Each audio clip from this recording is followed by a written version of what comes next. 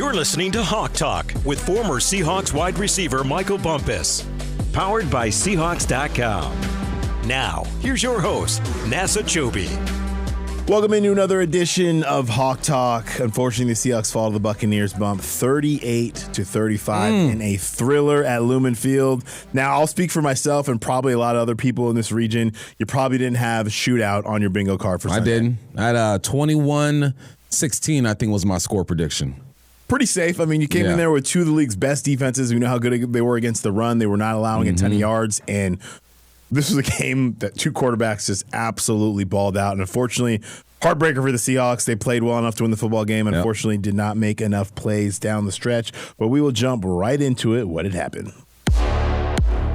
See, what had happened was On Hawk Talk. This game featured two of the NFL's best defenses, like I just said. And bump the offenses. Holy smokes. 73 combined points, 889 combined yards, combined for 13 of 20 on third downs, 5 consecutive touchdowns in the second half. The Seahawks were unable to make enough plays against this team, but again, I was shocked with what happened. Injuries played a factor on both sides. Both secondaries for both teams were dinged up, so that's definitely a factor in this game. But yeah, game definitely didn't go the way the Seahawks thought it would. Buccaneers kicked off the scoring with an 11-play, 68-yard drive that had to settle for a field goal. The Hawks would respond with a drive of their own, but it stalled out, insult to injury. Jason Myers misses a 44-yard field goal. The Bucs would add another field goal on the following drive, taking the 6-0 lead. Yeah, both teams would punt. Then disaster struck for the Seahawks as Jalen Milroe entered the game, and they were moving too. The offense was moving, and the Seahawks would run an option play to the Tampa Bay sideline. Milroe pitched it a little high and behind Ken Walker, and the Bucs would jump on that fumble. They would take advantage, finding the end zone. 7 plays later, a 7-yard run touchdown by Rachaad White. That made the score 13-0. So now you got to do something. You got to do something. The Seahawks offense would finally come alive the next drive, going 10 plays, 54 yards with a 6-yard touchdown to JSN, making the score 13-7 going into halftime. You're feeling good. You put a drive together, which was a dart of a throw to JSN, and you're getting the football back, so you feel a bit better about the situation. Yeah, I mean, the first couple of drives didn't go the Seahawks' way, but after that, we've seen this before. We've seen this story play out. Sam Darnold at the end of the half, they get the ball back, and things continue to go well right off in the third quarter, going straight down the field, ending with a 5-yard touchdown run by Zach Charbonnet. That put the Seahawks up 14-13. Derek Young had a huge 36-yard reception. Big boy grab. Oh, yeah. Big boy. Ken Walker had a nice run on that drive as well. Seahawks took the lead. And then the Bucs, they answer right away. They go 7 plays, ending with a touchdown to Mecca Buka. The still-come high school grad was a problem for the Seahawks on Sunday, without question. That made the score 21-14. Yep, and the Hawks come right back. This is the back and forth that was going up. Right. It was going back and forth and back and forth. This time they went 6 plays, 80 yards, ending in a 2-yard touchdown pass to A.J. Barner, which tied things up at 21. JSN had another long reception, 53 yards right up the seam. It was beautiful. At this point in the game, I think everyone knew this was about to be a shootout. If I were just a casual fan with no interest in this game, I would have loved it. I appreciate offense for sure, but this back and forth was stressful as heck. Oh, yeah. I mean, I love offense. I'm a defensive guy. I wouldn't mind, a couple stops mixed in there, but it was what it was. And the Bucs, they go again. They march down the field. Baker Mayfield finds Abuka again, this time on a 57-yard pass on 3rd and 13, backbreaker for the Seahawks. Rachaad White finds the end zone 1 play later, and the Bucs would regain the lead. But again, the Hawks all day long. One person answers. They continue to answer the bell. On the ensuing possession, Derek Young, again, another great kickoff return, 50 yards. Then the Seahawks would go 10 plays, 51 yards, ending with a 6-yard touchdown to A.J. Barner. Tied things up at 28, and we'll break that play down a little bit later. Yep, the Hawks would then get a major stop on the next possession, setting up the longest drive of the season. Can't go any longer. Man, this is as long as it gets. All right, so they're pinned back on the 1. Should have been delayed game on the punt. That's why Coach McDonald was going crazy. I ain't mad at you, Coach. But Darnold would engineer an 8-play, 99-yard drive, culminating with a 21-yard touchdown reception by Torrey Horton, which he was getting loose. Sam had to make some plays happen on that one. I think we're going to break that down as well. That gave them the lead, 35-28 with 3 minutes and 18 seconds left in the ball game. But the Bucs, man, you guys responded. 5-play, 70 yards. Baker Mayfield, Sterling Sharp, scrambling, getting loose in the back of the end zone. 11-yard touchdown that knotted everything up at 35 with 1 minute and 8 seconds left.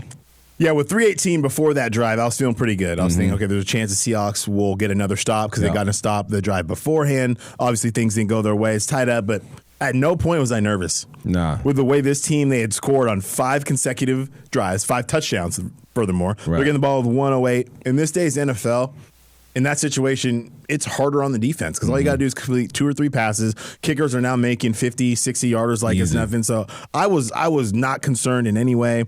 I think the stadium felt the exact same way. Unfortunately, it just didn't go the Seahawks' way. 2 plays later, Sam Darnold's pass to go off somebody's helmet, intercepted by Levante David, and that was it. The Buccaneers were ready in Seahawks territory, in field goal range when they got the ball, bleed out the clock. They would kick the game-winning field goal to go on and win as time expired 38-35. Such a bummer, and we'll talk about Sam even more because he played his you-know-what off yesterday, and in no way did he cost them the game. And there's some ridiculous conversation out there. Honestly, Bump, correct me if I'm wrong, since you've been doing this covering the Seahawks, that was one of the best quarterback play games on both sides that I think we've seen. Yeah, best I've seen. The calmness, the composure, the decision-making, the playmaking on the other side, too. Cooper Kupp had himself a game. J.A.Sin had himself a game. But no, there was a calm. It's like I went to Chelan this summer for the first time. Big up Chelan. Oh, I love me some Chelan, I don't know how I haven't been to Chelan. Come on, hidden gem. But it was early in the morning. I'm sitting there at the lake with a cup of coffee, and the waters are just calm. It's like glass out there. That's the way I view Sam Darnold in these situations. I totally expected him to come out with a victory. Yeah, no, it's unfortunate. I hope this isn't the one the Seahawks are kicking themselves at the end of the season. I mean, like I said, at one point you score in 5 straight possessions. The Hawks outgained the Bucs, but again, those 2 turnovers, struggle on third downs defensively. Good team. It's unfortunate. I mentioned earlier, big issues in the secondary. What I mean by that is Julian Love, Devin Witherspoon, they're really good players for a reason. They're Pro Bowlers. They're elite-level players. When they're not on the field, you're going to feel it. DeMarcus Lawrence was also out as well. So, Bump, I'll end with this for this part of the show. What did we learn coming out of Sunday? A lot of good, some things to correct, but what do you think you learned most? We learned that Sam Darnold, I think you can trust Sam Darnold. If we're still asking that question, then I think we're not paying attention to what we're seeing. 2, I think we learned that it's hard to beat teams in this league when you don't have all your dogs. And they didn't have all their dogs either. You know, Mike Evans was out. Bucky was out. They had a DB that was out as well. But I also think we learned that you have to take care of the little things in this league because every team is good. We knew the Bucs were good coming into this. No question about that. But when it comes down to it, it's the things that happen in the first that can affect the fourth and everything in between. So it's play-by-play. But my biggest takeaway, I trust Sam Darnold. He can take care of my kids. He can babysit if he wants to. I'm good. Hey, no. For me, this team's resilient. I like how they fought even, when things aren't always going their way. The defense struggled. They got a big stop late. Unfortunately, it wasn't enough. Getting off the field on third down was a big issue. And again, I think when this team gets healthy, they're going to be in great shape. And if anything, they're going to learn a lot from this game. You got to play well, and you got to play for 4 quarters in the National Football League, especially against a really good team. This loss, I think, at the end of the year is going to look pretty good because I feel like Baker Mayfield is going to stay in the MVP conversation this whole year the way he's playing. Yeah, and Baker too. We saw 2 quarterbacks get after it. This had to be the best duel so far this year. Yeah, no, without question. That was shades of, if you just looking at the numbers, that was shades of Brady Manning. Yeah, that's how good it was. So, and it was the perfect transition because there's lots of people making plays all over the field. Touchdown, Seahawks! Playmakers. Showdown, what time it is?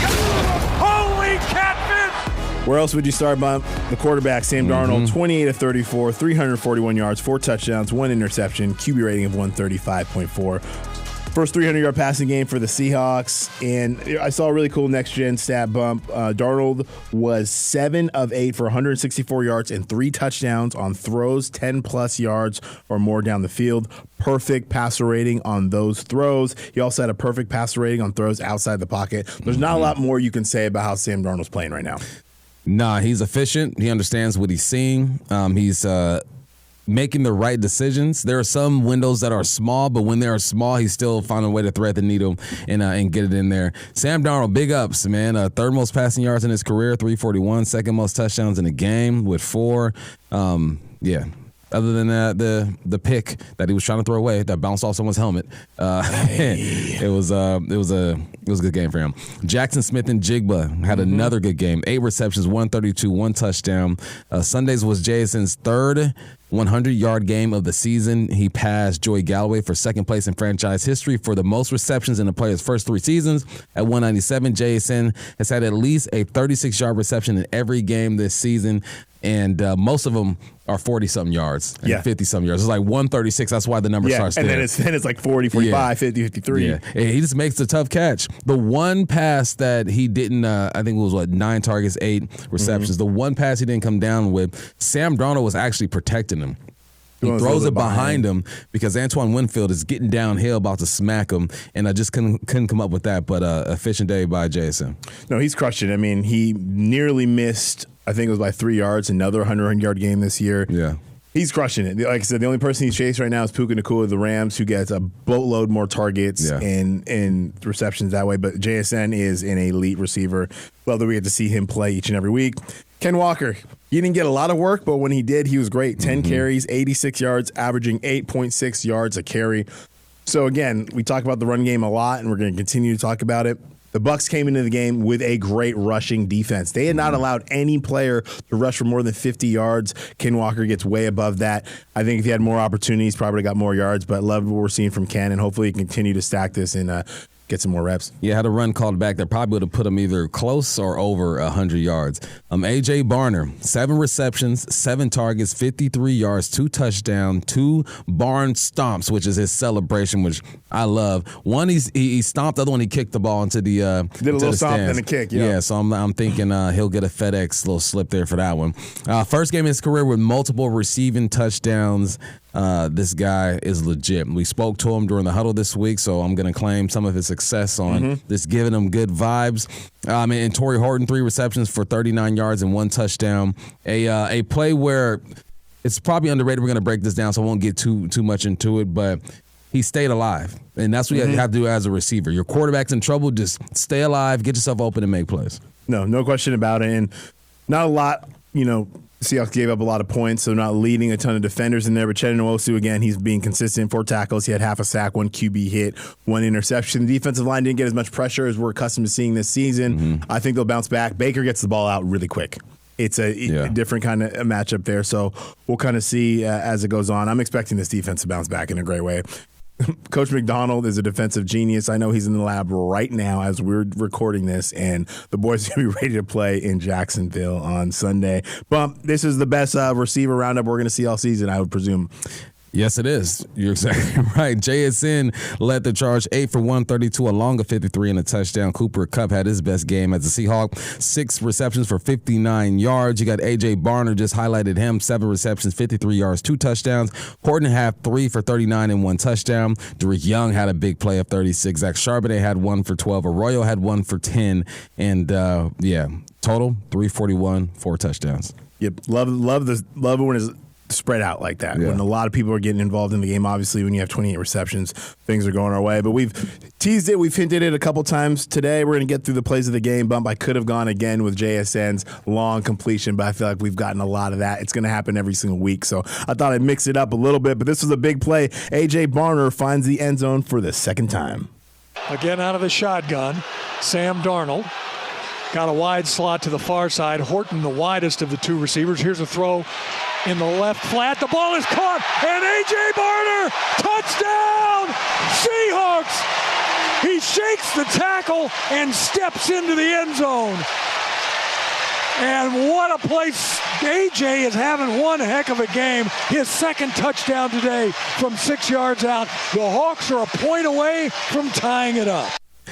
I like the design of this play. You got a 2 high safety, but they're playing 2 man. That means you have 2 high safeties and everyone else is in man. You look at the guy over Cooper Kupp, man posture. Up top, you got guys in man posture as well. So what AJ is going to do, he's going to release and get a wide release. He's going to get right behind Cooper Kupp as Cooper Kupp gets down the field. That's going to create a natural rub. Cooper Kupp, being the veteran that he is, doesn't rush this. He gets on the defender's toes. He shakes him a bit, holds him, and knows that I'm going to get my guy open. This is unselfish play by Cooper Kupp right there.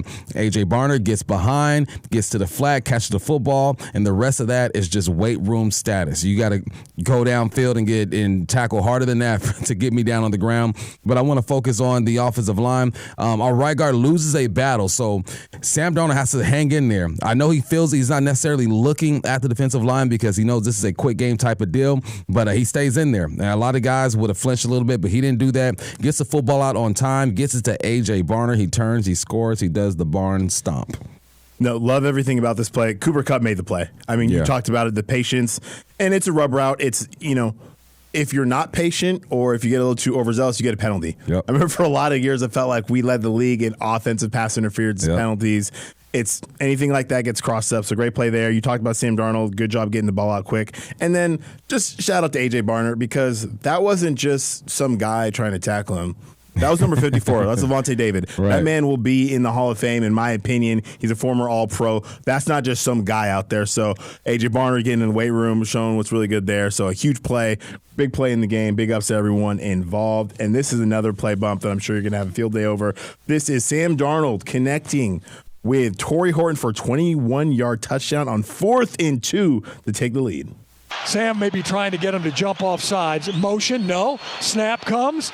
Sam's going to look. Sam's going to get hit. Sam's going to throw. Sam has a touchdown. Seahawks. Torrey Horton. Sam Darnold. You wild man, you. Pulls away from 2 tacklers. He finds Horton in the back of the end zone uncovered from 21 out. His 3rd receiving TD for the rookie. I don't know how he did it, but Sam Darnold, you are a magician. And the Seahawks score on a 4th down and 2. It's 34-28, looking to put on the extra point. A 99-yard drive. Holy catfish, that's 2 this game already. Sam Darnold makes this thing happen. You had JSN and Cooper Kupp to the left of him. He puts Cooper Kupp in motion. You don't see a defender run with him, so that tells you it's going to be zone up top. You got A.J. Barner and Horton at the top of your screen right there. What's going to happen is JSN makes this play. And this is what I'm talking about, where guys not being selfish and just running and doing your job. Because the Bucs are clearly in cover 3. You got a 1 high safety. You see the way that the corner opens up when JSN runs that deep cross. On the other side, you have Cooper Kupp running the flat. He takes a flat defender there. Then you have the corner over the top. You end up with 3 deep. The corner doesn't have any other threat, and he knows that JSN is the guy. He runs deep, and he's passing the deep cross off to his safety, but because he's JSN, he goes, I'm going to make sure he gets there. I'm going to escort him to my safety because I know how good this young man is. So now let's focus on Horton. Horton does a good job of getting on the Mike linebacker and getting his hands off me, right? Get your hands off me right now, because the Mike, all he's trying to do is disrupt what he's trying to do. So because JSN is who he is, one of the best receivers in the league, he takes a corner with him, holds the safety. Horton does what he's supposed to do, clean release off that Mike linebacker, and now there's nothing but space and opportunity. By the time the corner tries to get back to his responsibilities, it is too late, and you score a touchdown. Now let's focus on Sam Darnold. Sam Darnold, Zach Charbonnet's in the game for this reason right here. He is good at pass blocking, but sometimes you're just going to lose some reps, right? His responsibility was correct. He tries to make a play, but that edge rusher makes a move and gets his hands off of him. So now Sam Darnold keeping his eyes down the field with all that pressure that's going on. You got an edge rusher to the left. You got an edge rusher to the right. You got to step up in the pocket, and you find your receiver that's composure and that's knowing where to go with the football. I mean, well said, Bump. There's a lot going on in this play. You mentioned for a couple things in the secondary for the Bucs. The safety or the corner on that side, you're exactly right. I've seen number 11. I'm going to follow him there.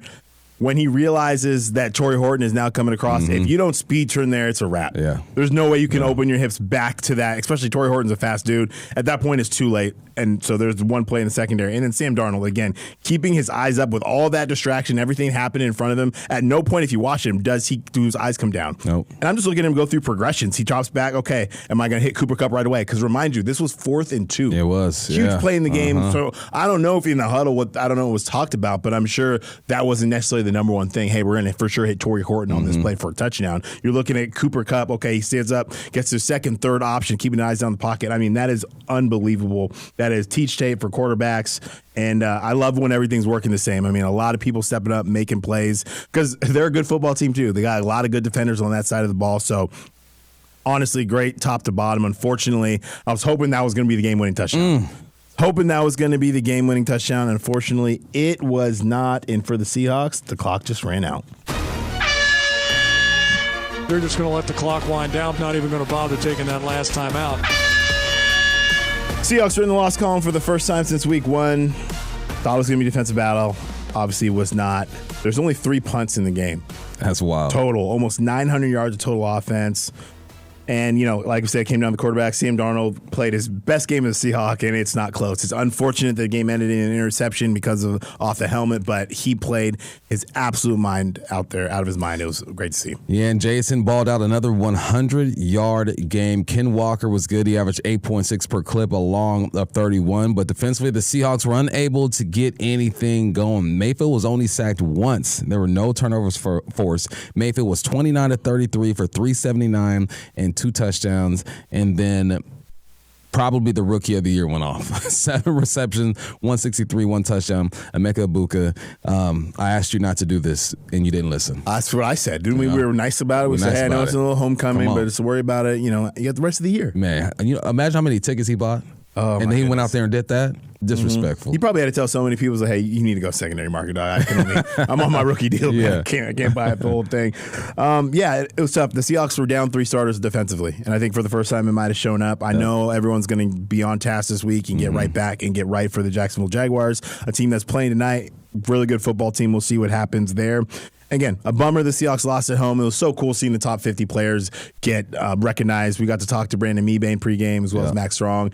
Matt Hasselbeck gave a great speech. He also joined us in the radio booth for a little bit. So really cool there. A bummer that the Seahawks didn't get it done. But like I said, Jacksonville, this team will be ready. They've been really good under Mike McDonald after a loss bump. So I'll be excited to get us there. And good on the road.